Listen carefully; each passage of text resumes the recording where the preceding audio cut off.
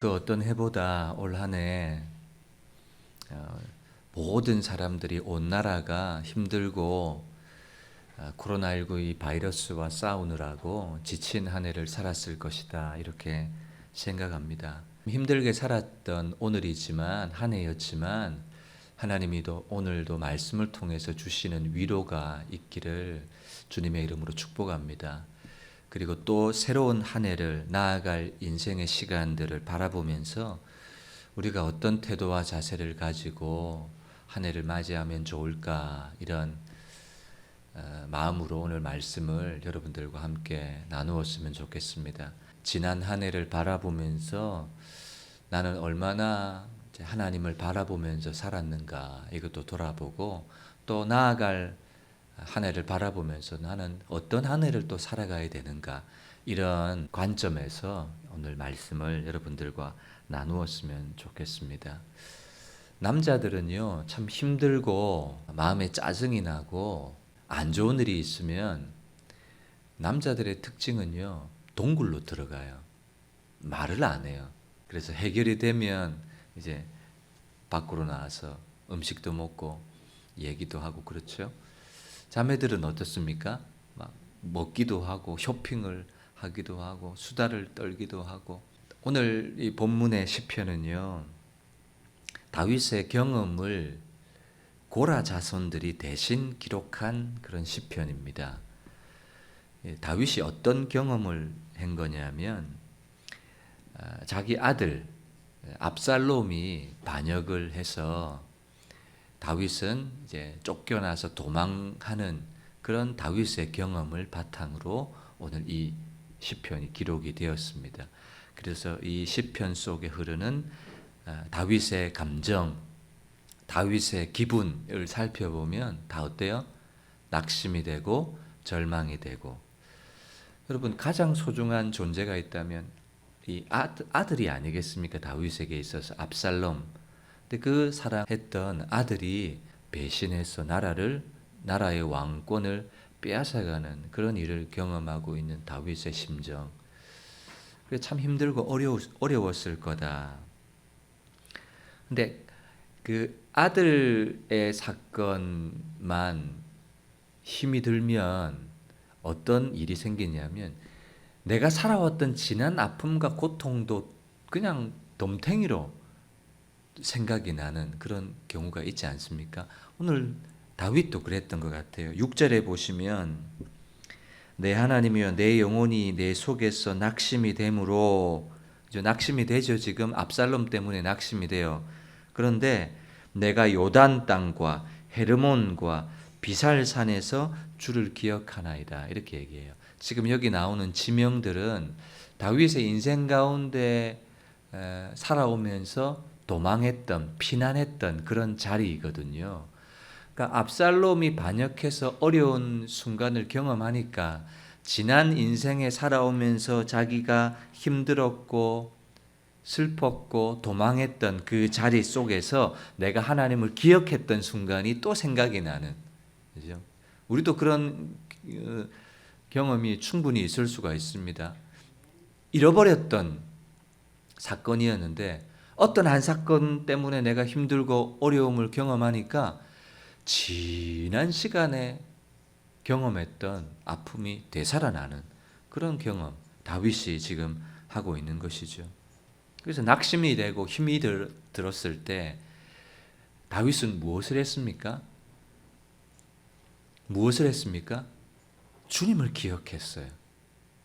6절에 보시면 내가 요단 땅과 헤르몬과 비살산에서 주를 기억하나이다. 주님을 생각했다는 거예요. 구원의 하나님, 나를 도우실 수 있는 하나님, 나를 건지시는 하나님을 기억했다. 여러분, 이것이 다윗의 영성입니다. 여러분, 우리는 낙심이 되고 마음에 어려움이 생기면 우리는 뭘 기억해요? 그 사건을 기억해요. 그리고 그 사람을 기억해요. 그때 그 감정을 기억해요. 그때 그 인간 이렇게 생각하면서 그때 그 사건 생각하면서, 그죠? 우리 인간은 그래요. 그런데 다윗을 통해서 우리는 뭘 배울 수 있습니까? 다윗은 뭘 기억했습니까? 그때 아픔을 주었던 사람이나 사건이나 나를 힘들게 하는 압살롬이나 그 누구를 생각하지 않는 거예요. 다윗은 주님을 기억하고 있는 거예요. 여러분, 압살롬이 반역할 때 압살롬만 반역한 것이 아니라 여러분, 다윗의 측근이었던 참모였던 아히도벨이라는 사람도 배신을 했다고요. 그러면 죽치고 앉아가지고 이를 부득부득 가면서 그 아히도벨, 그 사람이 내게 어떻게 그럴 수 있나? 여러분, 사람이 배신을 당하거나 사람에게 상처를 당하게 되면요, 여러분, 그건 극복하기가 그렇게 쉬운 일이 아닙니다. 그 사람에 대한 원망, 그 사람에 대한 분노, 이것 때문에 사람은 아무것도 못하는 일이 생길 수 있거든요. 그런데 다윗의 시편을 살펴보면 그 어떤 사람에 대해서 원망하거나 분노하거나 그런 것이 아니라 내가 거기서 주님을 기억합니다 라고 고백하고 있는 거예요.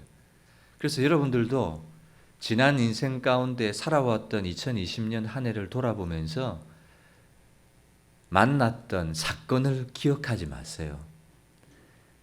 나에게 아픔을 주었던 그 인간을 기억하지 마세요. 그건 우리 정신건강에 하나도 유익할 것이 없어요. 맞지 않습니까? 지난 시간에 나에게 힘이 들었고 상처를 주었던 사람, 그때를 기억해 보세요. 지금 밥맛이 싹 달아나요. 멀쩡했던 기분도 사탄이 틈타는 도구가 돼요.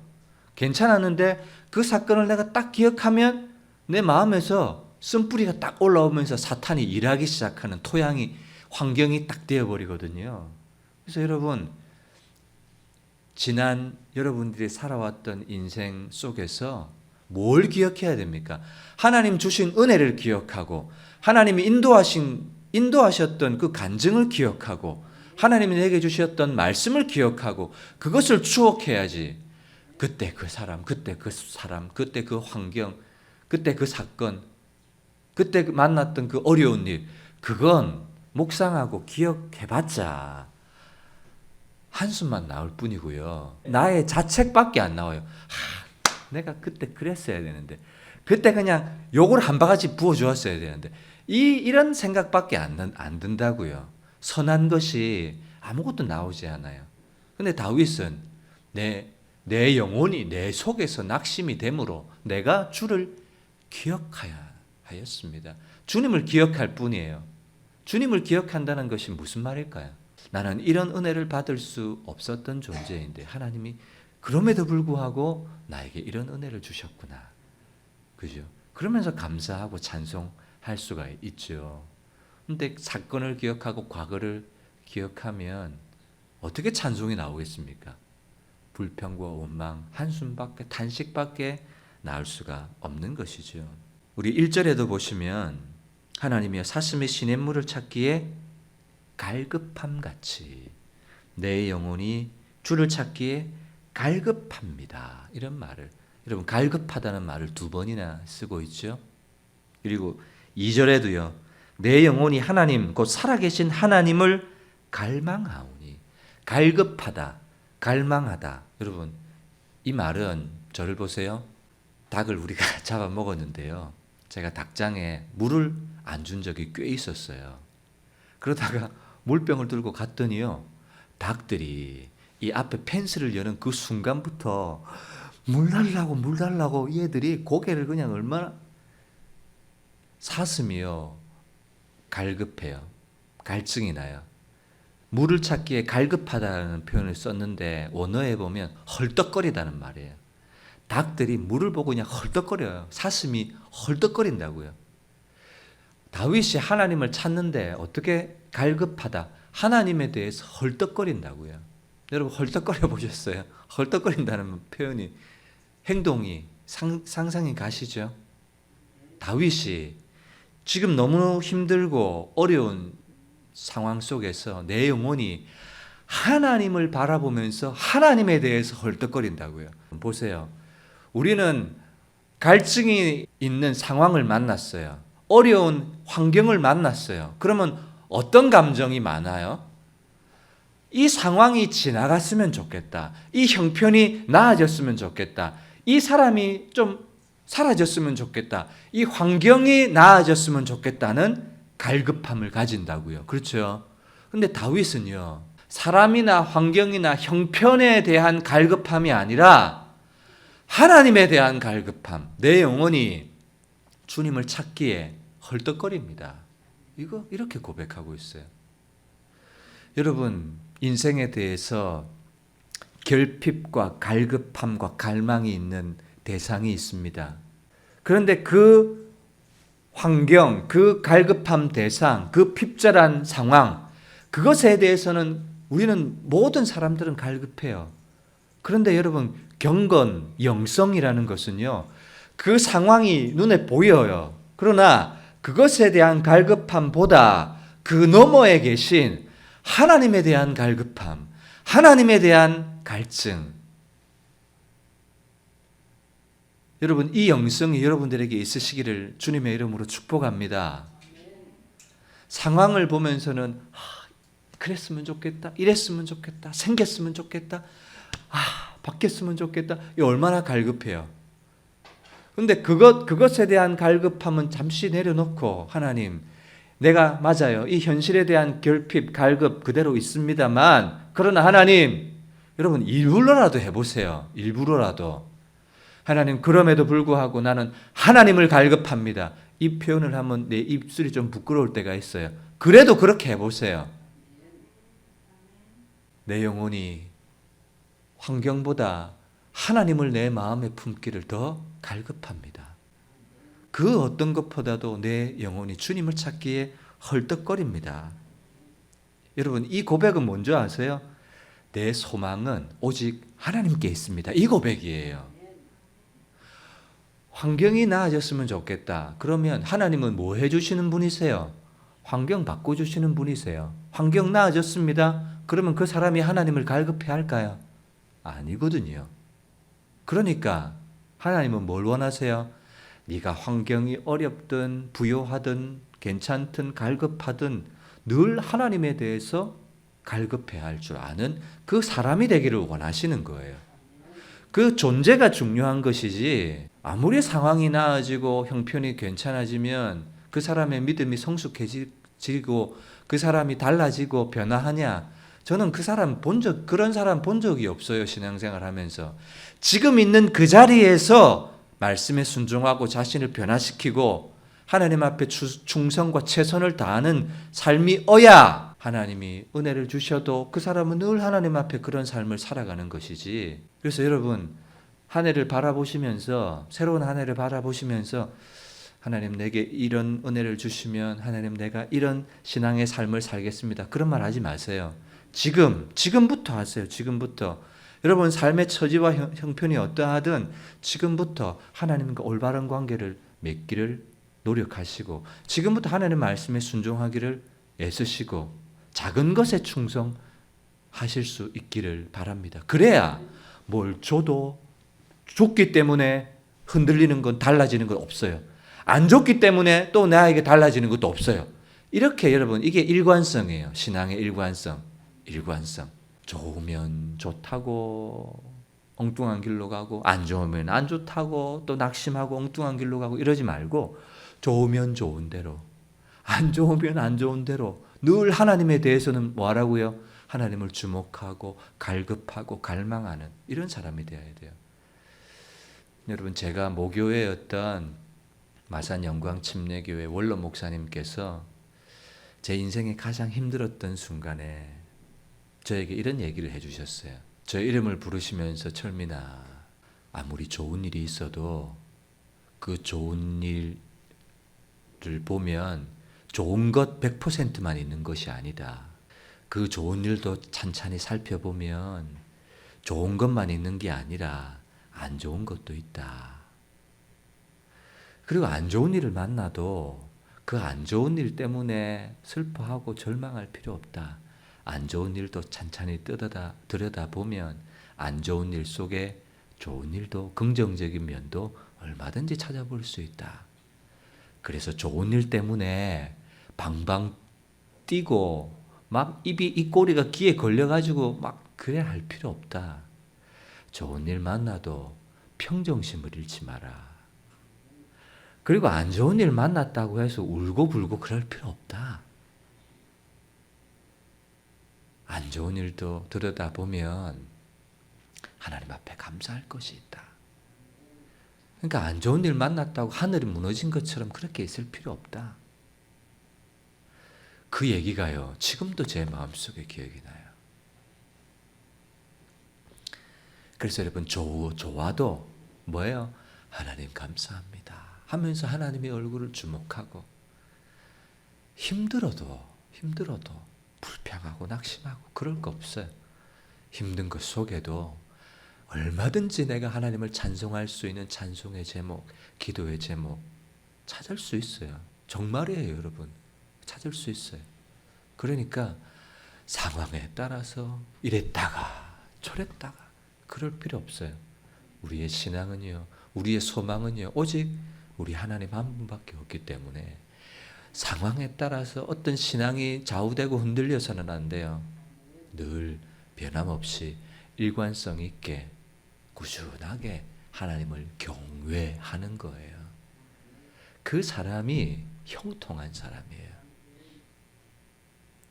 피곤하면 피곤하다고 못하고, 많이 주면 또 많은 거 누린다고 못하고, 그러지 마시고, 여러분 삶의 형편이 어떠하든 하나님 앞에 대해서는요, 뭐 해야 돼요?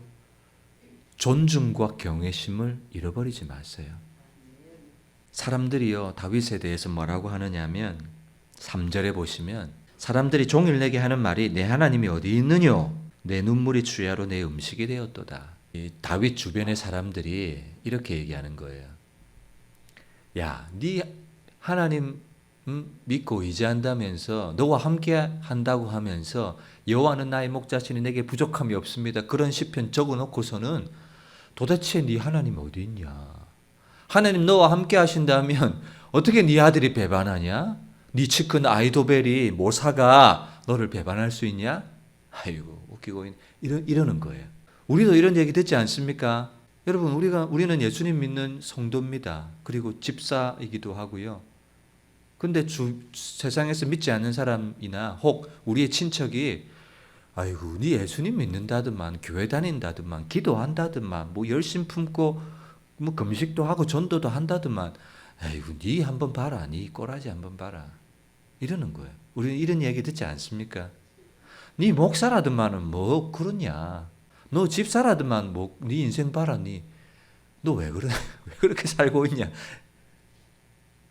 그런 얘기를 지금 다윗이 듣는 거예요. 그래서 내 눈물이 주야로 내 식물이 되었나이다, 그 얘기 때문에 눈물을 흘리고 안타까워하고 있는 거예요. 하나님이 나를 버리신 것 같은 그런 감정과 사건, 여러분 읽지는 않았지만 10절에 보세요. 10절, 내 뼈를 찌르는 칼같이 내 대적이 나를 비방한다. 뼛속 깊이 찌르는 아픔, 그러니까 고통이 그렇게 극심하다는 거예요. 아들의 반란으로 도망하고 있어요. 그것도 힘든데 사람들이 비방해요. 그것도 힘든데 네 하나님이 어디 계시냐? 그렇지 않아도 힘들고 고난이 있는 인생인데 그것만 해도 벅찬데 그러다가 옆에서 한술 더 뜨는 인간이 있는 거예요. 그렇지 않아도 힘들고 고달픈데 코로나가 한술 더 뜨는 거예요. 하나님이 계시다면 내 인생이 왜 그러냐 라고 묻는 사람들 앞에 다윗은 아무 말도 할 수 없어요. 여러분, 이때는 어떻게 해야 될까요? 아무것도 할 수 없는 상황. 동굴로 들어가야 될까요? 아니에요. 동굴로 들어가면 안 돼요.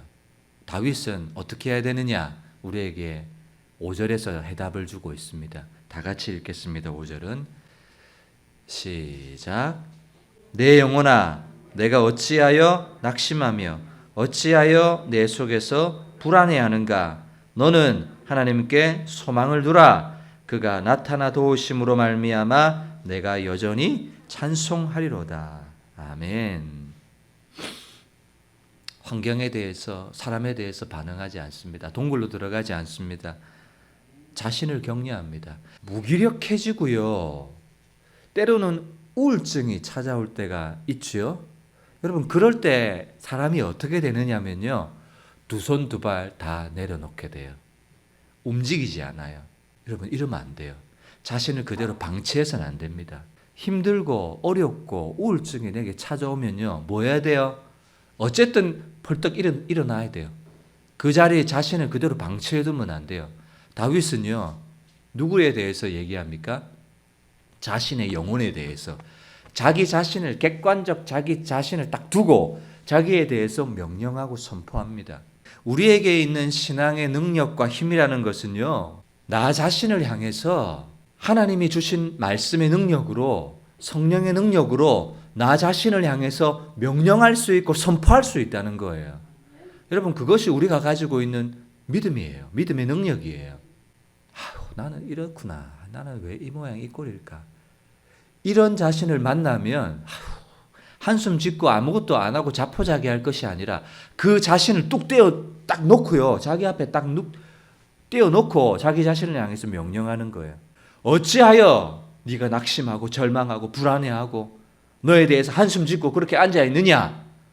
하나님이 너를 얼마나 존귀하게 여기시는데 하나밖에 없는 독생자 예수를 너에게 보내주셨는데 그리고 성령을 너에게 보내주셔서 영원토록 너와 함께 하신다고 약속까지 해주셨는데 어찌하여 낙심하고 불안하고 염려하고 그렇게 자빠져 있는가? 명령하고 선포해야 되는 거예요. 너는 하나님을 바라라! 이렇게 명령하고 선포할 수 있어야 되는 거예요.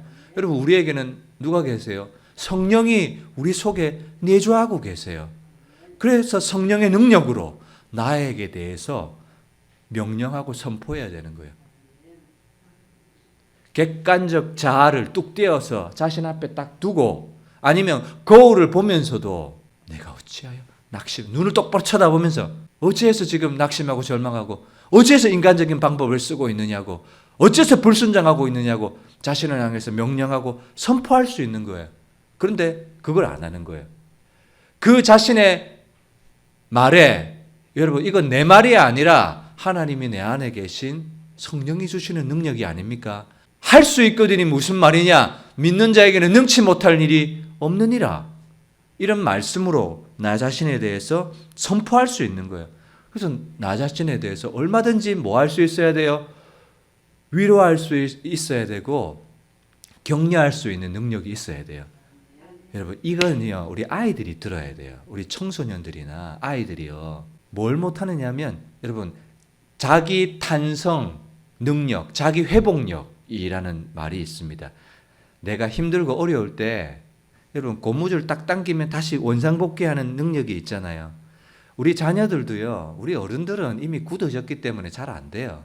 자녀들은 힘들고 어려우면 자기에 대해서 자기를 위로하고 자기를 격려하고 이런 실력이 이런 능력이 있어야 되는데 이걸 못하는 거예요. 배워본 적이 없는 거예요. 세상에서는. 그러니까 아이들이 군대 가면 뭐해요? 자해하는 화장실 들어가서 그냥 손 꺼버리고 뭐 할 줄 알아야 돼요? 자기 자신에 대해서 괜찮다.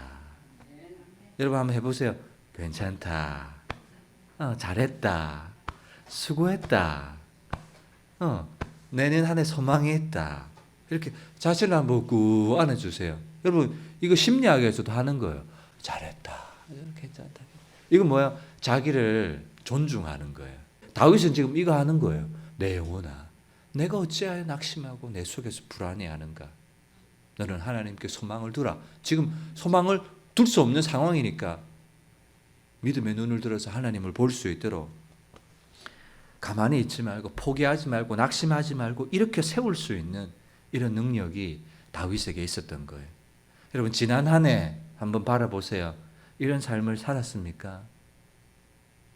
그리고 내년 한 해를 바라보면서 여러분 이 말씀은요. 지난 한 해를 돌아보면서 나는 이 말씀에 비추어서 내가 힘들고 낙심될 때 어떻게 반응했는가 또 돌아봐야 되고 또 내가 나아갈 한 해를 바라보면서 여러분 2021년에는 어려운 일이 없어요? 병듦이 없을까요? 낙심과 절망이 없을까요? 사고가 없을까요? 불행한 일이 없을까요? 저는 설교하다가 예언 이런 거 잘 못하지만 해본 적도 없지만 예언할 수 있습니다. 있습니다. 그런 일들은. 여러분 그때 어떻게 하시겠습니까? 올 한 해 코로나19를 만나서 정말요, 여러분 애 많이 쓰셨습니다. 온 나라도 애 많이 썼어요. 그런데 이 현실을 바라보면서는 반응을 했는데 내 영혼이 하나님을 향해서 얼마나 갈급했나, 헐떡거렸나. 여러분 아까 제가 말씀드렸던 이렇게 자기 격려하고 자기를 위로하는 것은요, 적극적인 사고방식, 이렇게 우리가 이해해서는 안 됩니다. 이건 적극적인 사고방식과 달라요. 적극적인 사고방식은 나 자신이 할 수 있다는 자기 극대화예요. 여러분 이건 복음이 아니에요. 나는 할 수 있어. 나는 잘 될 거야. 적극적 사고방식, 이거는 복음이 아니에요. 그거는 인본주의적 사고방식이고 인본주의에서 주는 자기 극대화예요. 여러분 인간의 힘은요, 아무리 극대화시켜도 한계가 있어요. 아무리 노력하고 애써도 안 되는 일이 있잖아요. 우리는 그것을 만나잖아요. 그게 인간의 한계이기 때문에 인간적 자기 극대화는요, 우리가 추구해서는 안 됩니다. 그러나 우리 하나님은 한계가 없으신 분이에요. 우리가 갖고 있는, 지금 가지고 있는 말씀은요, 한계가 없는 말씀이에요. 그렇기 때문에 한계 있는 자기 극대화가 아니라 한계가 없는 하나님을 바라보고 한계가 없는 하나님의 말씀을 선포해야 되는 거예요. 하나님의 말씀을 나에게 먹여야 되는 거예요. 베드로전서 1장 24절 25절 풀은 마르고 꽃은 떨어지나 오직 여호와의 말씀은 영원토록 무궁하도록 있노라. 내가 너에게 전한 복음의 말씀이 이 말씀이 아니냐. 여러분 다른 모든 것들은 한계가 있지만 뭐는 한계가 없어요? 하나님의 말씀은 한계가 없어요. 풀은 마르고 꽃은 떨어지고 육체는 쇠잔해지나 하나님의 말씀은 영원토록 있다고요. 한 점도, 히브리어를 배워보면요, 히브리어 단어, 철자, 스펠링, 알파벳 중에 뭐가 있냐면 오이타라는 게 있어요. 오이타. 여러분 영어로 A 하면 A 이렇게 쓰잖아요. 히브리어 오이타는 뭐 어떻게 쓰냐면 점이에요. 점이 알파벳이에요. 그런데 한 점도 떨어지지 않을 거다, 이렇게 말씀해요. 그 점조차도 사라지지 않을 것이 하나님의 말씀이다, 이렇게 얘기하는 거예요. 그래서 말씀은 능력이 있어요. 나는 능력이 없고 한계가 있지만 하나님의 말씀을 나에게, 한계 없는 하나님의 말씀을 나에게 선포하는 거예요. 그래서 여러분 이 말씀대로 내 영혼에 대해서 선포하고 명령할 수 있는 거예요. 저와 여러분들도. 그래, 내가 2021년 한 해를 살아가면서 또 어렵고 절망스럽고 낙심될 일이 만날 때마다 내 자신에 대해서 자기 극대화가 아니라 말씀으로 나에게 명령하고 선포해야지. 아까 우리가 찬송가 67장 찬송을 불렀습니다. 4절인가요? 질그릇같이 연약한 인생, 그 뒤에 뭐였습니까? 생각이 안 나요. 주 의지하여 늘 강건하리. 우리는 약하지만 하나님의 말씀으로 하나님을 바라볼 때 우리에게 강건함이 있다라는 사실, 저와 여러분들이 꼭 기억했으면 좋겠습니다. 우리 마지막 이 한 절만 보고 말씀을 맺겠습니다. 11절 한번 보세요. 11절. 내 영혼아 내가 어찌하여 낙심하며 어찌하여 내 속에서 불안해하는가. 너는 하나님께 소망을 두라. 나는 그가 나타나 도우심으로 말미암아 내 하나님을 여전히 찬송하리로다. 똑같아요. 몇 절과 똑같아요? 5절과 똑같아요. 그런데 차이점이 하나 있어요. 찾아보세요. 뭐가 들어갔어요? 나는. 여러분에게 한번 질문해 보세요. 나는 언제 소망이 있습니까? 나는 언제 희망이 있습니까? 나는 언제 기대가 있습니까? 오늘 본문은 뭐라고 대답해 줍니까? 언제 나에게 소망이 있습니까?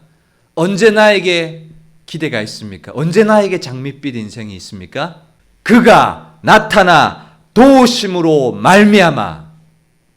여러분 나에게 소망이 있을 때는 하나님이 나타나 도우실, 그때 나에게 소망이 있는 것이고, 나에게 언제 소망이 있어요?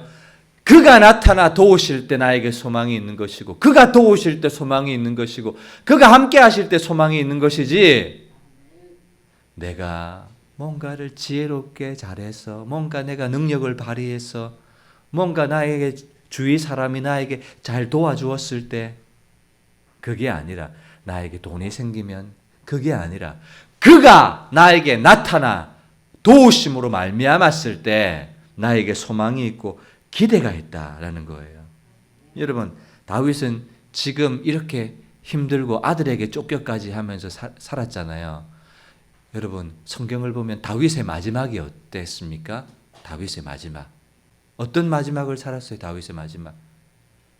역대상 말씀 화면 보시고 한번 다 같이 읽겠습니다. 29장 28절 시작. 그가 나이 많아 늙도록 부하고 종기를 누리다가 죽음에, 여기까지만 보겠습니다. 지금 시편 42편 속에는 왕권을 빼앗겼어요. 아들에게 쫓겨요. 네가 믿는 하나님이 어디 있냐 조롱을 받아요. 너무너무 힘들고 어려운 때인데 내 영혼아 어찌하여 내 속에서 낭망해하고 불안해하느냐. 너는 하나님께 소망을 두라. 그가 나타나 도우심으로. 여러분, 이렇게 하나님께 반응하는 다윗의 마지막이 어땠는가를 보시라고요. 나이 많아 늙도록 부하고 존귀를 누리다가, 여러분 마음에 끄는 단어가 어떤 거예요? 어떤 거에 끌리세요? 부하고에 끌리세요? 저는 종기에 끌려요. 종기에. 여러분, 나이가 많은 사람, 그런 분들을 보니까요, 그분에게 있어서 남는 건 뭔가 하면 자식 농사가 남더라고요. 자식 농사를 얼마나 잘 지었느냐, 이게 남고요. 그리고 그분의 인생이 존귀하냐, 존중을 받냐, 이거더라고요. 나이가 들었는데도 뭘 못 받아요? 존중을 못 받아요. 존중을. 그러면 이거 인생 실패한 거예요. 근데 나이가 들어도 자녀들이 존중을 해주고요. 주위 사람들이 존경을 해줘요. 다윗은 어떤 마지막을 살았습니까? 늙도록 부하고 존귀를 받았어요. 존중을 받았어요. 존귀를 얻었어요. 여러분, 여러분들의 인생의 노후도 이런 부와 존귀가 있으시기를 주님의 이름으로 축복합니다. 그럼 이런 인생 다윗이 어떻게 만들었을까요? 다윗의 인생 가운데 이렇게 힘들고 다윗만큼 광야를 걸었던 인생도 없는데, 인생의 고통 중에 하나님께 소망을 두고 살았더니 인생의 마지막에 하나님이 부와 존귀로 마감하게 해주시는 이런 인생. 우리 마지막으로 저를 따라서 한번 선포해 보겠습니다. 내 영혼아, 어찌하여 내 속에서 낙심하고 불안해하는가? 너는 하나님께 소망을 두라. 그가 나타나 도우심으로 말미암아 내가 여전히 하나님을 찬송하리로다. 할렐루야. 여러분, 이 선포는요, 예배 시간만 할 것이 아니라 여러분 삶의 자리에서요 늘 하세요. 우리에게는 나사렛 예수 그리스도의 이름으로, 보혈의 능력으로, 예수님의 이름으로 뭐 할 수 있는 능력이 있습니까? 선포할 수 있고 외칠 수 있고, 그런 능력이 우리에게 있습니다. 우울할 때마다 내가 나사렛 예수 그리스도의 이름으로 명하노니 내 안에서 불평과 원망과 낙심과 부정적인 생각을 가져다주는 이 사탄 마귀야, 내 안에서 떠나갈지어다. 이렇게 명령하고 선포하는 거예요. 내 안에 미움을 가져다주는 이 약한 영들은 떠나갈지어다. 너는 더 이상 내 속에서, 내 마음속에서 있을 자리가 없다. 너는 이미 십자가로 너의 마지막은 끝이 났으니 더 이상 얼쩡거리지도 마라. 이러면서 선포하고 명령하시는 저와 여러분들 되시기를 주님의 이름으로 축복합니다. 우리 시간 들었던 말씀 생각하면서 기도하겠습니다. 여러분, 자신을 주목하지 마세요. 환경도 주목하지 마세요. 세상의 물질도 주목하지 마세요. 여러분, 이 시간만큼은요, 사슴이 시냇물을 찾기에 헐떡거리는 것처럼 하나님을 헐떡거리세요. 여러분, 하나님을 헐떡거린다는 말, 하나님을 갈급하다는 말, 무슨 말일까요? 내 소망은 하나님밖에 없습니다. 다윗의 인생처럼 부와 존귀를 누리는 인생으로 마감하기를 원하신다면 사람들이 하는 말에도 귀를 기울이지 마세요. 여러분, 인생은 모든 이들에게 불투명한 거예요. 여러분, 공평하지 않습니까? 나만 불투명한 것이 아니라 모든 인생이 다 불투명한 거예요. 그런데 확실한 인생이 하나 있어요. 그건 하나님을 의지하는 거예요. 여러분, 이 시간 자기 자신을 향해서 말씀의 능력을 따라 선포하세요. 말씀의 능력을 따라 외치세요. 내 영혼아, 어찌하여 네가 지금 불안해하고 낙심하고 불투명한 미래 때문에 좌불안석이냐? 너는 하나님께 좀 소망을 둬라. 한 번도 어떻게 하나님 앞에 소망을 두지 않고 살아가냐? 그러면서 자기 자신을 향해서 명령하고 선포해 보세요. 말씀의 능력이 우리를 하나님께로 이끌어 주실 겁니다. 성령의 능력이 우리를 일으켜 주실 겁니다. 내년 2021년 한 해도 우리에게 소망이 있을 것입니다. 나는 언제 소망이 있습니까? 그가 나타나 도우심이 있을 때 소망이 있습니다. 우리 다 같이 주여 한번 부르고 기도합니다. 주여!